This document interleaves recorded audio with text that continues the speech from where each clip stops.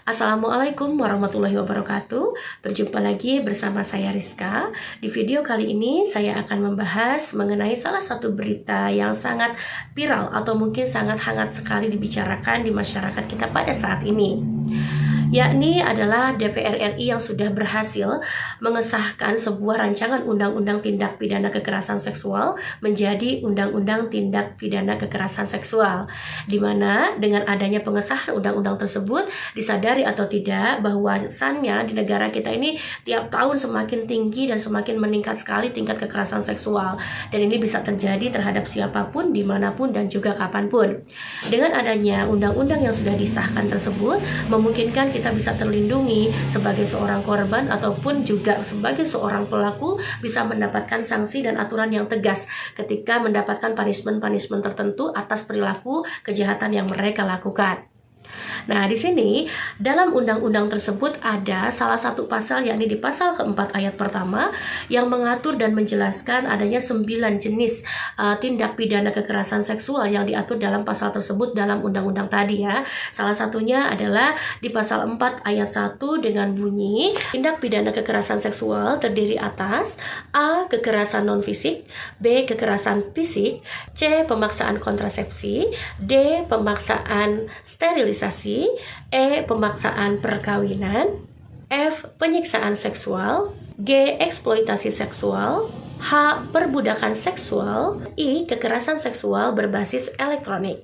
Yang mana dari ke-9 tipe tersebut memungkinkan banyak sekali berbagai macam tindakan yang sudah banyak dilakukan di negara kita oleh para pelaku terhadap korbannya. Dulu sebelum adanya rancangan undang-undang tersebut terhadap para korban, biasanya si korban hanya mendapatkan penyelesaian atas kasus tindakan tersebut hanya dengan kekeluargaan atau hukum-hukum yang tidak terlalu mengikat dan tidak memberikan efek adil terhadap si korban maupun efek jerah terhadap si pelaku. Nah, dengan adanya undang-undang tersebut yang sudah disahkan oleh DPR RI, memungkinkan nanti ke depannya ini akan mendapatkan perlindungan yang lebih aman, perlindungan yang lebih setimpal, dan juga rasa memiliki hak yang adil terhadap si korban maupun keluarga korban. Dulu sebelum undang-undang ini disahkan, banyak beberapa korban yang mengeluhkan adanya ketidakadilan terhadap hak-hak mereka menjadi seorang korban, dan juga adanya ketidakadilan terhadap mereka sebagai pelaku karena kurang jelasnya mengenai hukum dan juga punishment yang diterapkan terhadap mereka, serta masih kabur mengenai tindakan-tindakan kekerasan seksual ini sudah masuknya ke arah mana saja. Nah, dengan adanya pasal keempat ayat pertama tadi yang sudah saya sebutkan, ini dimungkinkan lebih spesifik dengan adanya 9 tipe atau adanya 9 perilaku kekerasan tindakan seksual tersebut yang masuk pada ranah pidana.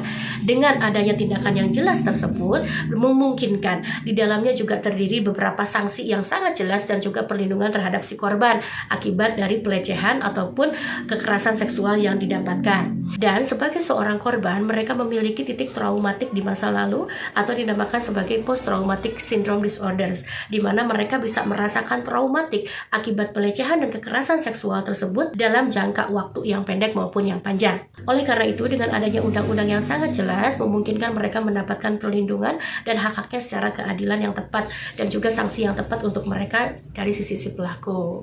Nah, saya sendiri setuju sekali dengan adanya undang-undang tersebut ya, karena ini bisa melindungi kita sebagai seorang yang memang bermasyarakat, bisa bertemu dengan siapapun, dan kita juga bisa memungkinkan mendapatkan tindakan-tindakan kekerasan seksual dari manapun, baik itu dari orang terdekat maupun dari orang terjauh, atau dari lingkungan terdekat maupun lingkungan yang terjauh.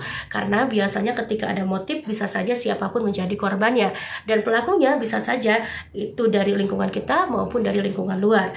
Nah, untuk itu dengan adanya undang-undang yang jelas seperti ini memungkinkan kita bisa mendapatkan perlindungan yang jelas, dan mereka pun yang memiliki motif untuk melakukan tindakan kekerasan tersebut mungkin berpikir lebih lanjut karena adanya undang-undang yang sudah terikat dengan sanksi-sanksi yang sangat jelas. Sekian, terima kasih dari saya, semoga bermanfaat. Assalamualaikum warahmatullahi wabarakatuh.